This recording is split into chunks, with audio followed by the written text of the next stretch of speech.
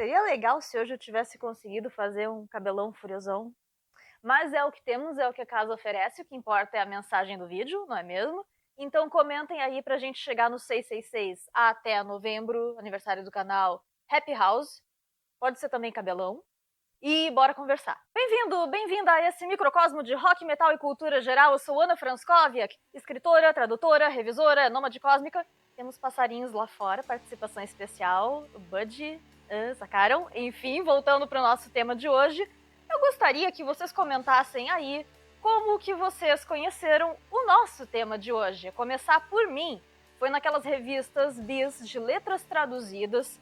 Foi Amor à Primeira Vista, por aquele visu, depois que eu ouvi então, nem se fala. Na mesmíssima ocasião eu conheci também The Cure, com aquela imagem deles da cara colorida lá da In Between Days.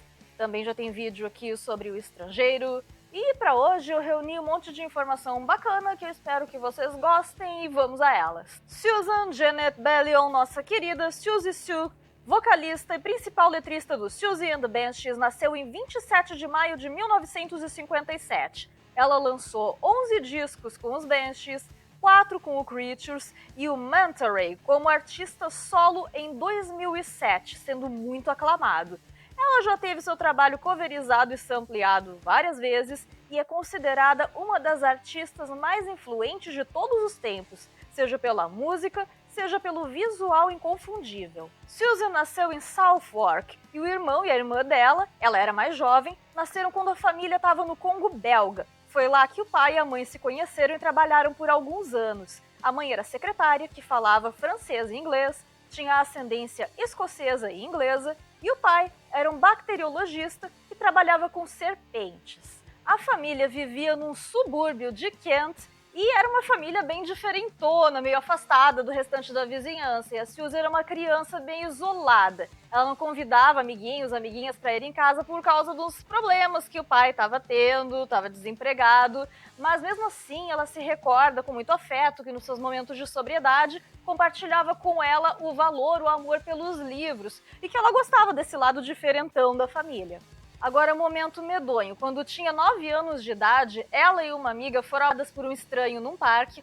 A polícia ignorou esse evento. Dentro de casa isso não era falado e ela viria então a elaborar, a lidar com essa situação, desconfiando das pessoas adultas e da seguinte forma: cresci descrente quanto à responsabilidade das pessoas adultas. E sendo a mais nova da família, eu era isolada, não tinha ninguém em quem confiar. Então inventei o meu próprio mundo, minha própria realidade. Era meu jeito de me defender e de sobreviver.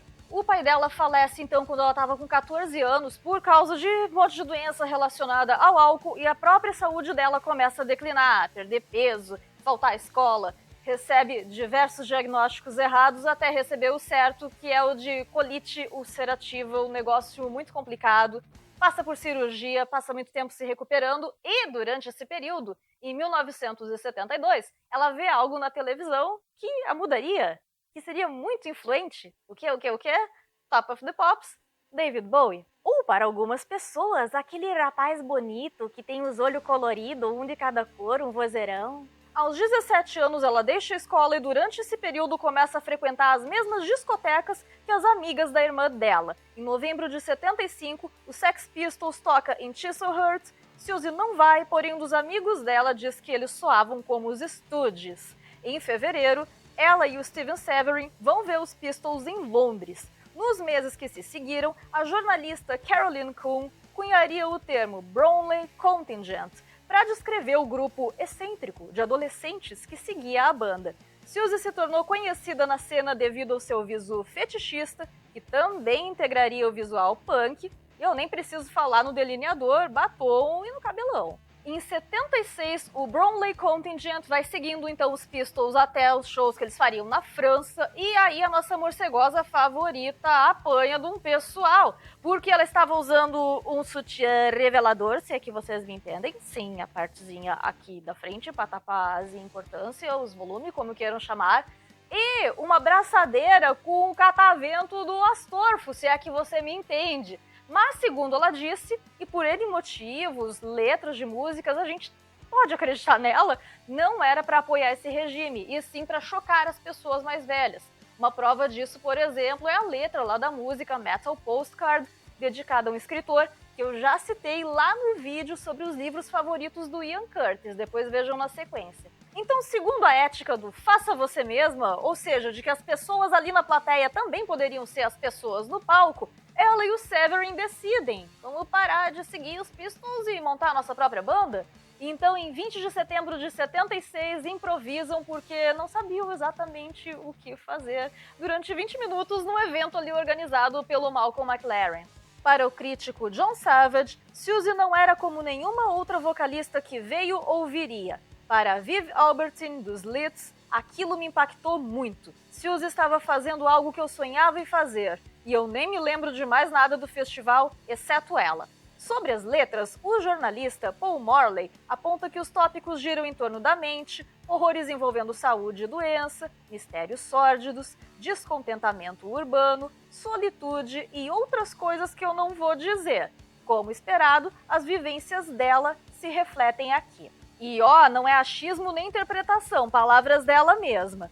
Vidas, almas e relacionamentos em ruínas. Grande parte dessas ruínas sobre as quais eu canto aconteceu quando eu era mais jovem, e eu ainda estou lidando com isso. As primeiras experiências proporcionam danos a uma vida, e músicas podem ajudar a consertá-las. O ambiente onde alguém se encontra pode desperdiçar potencial e corromper as coisas.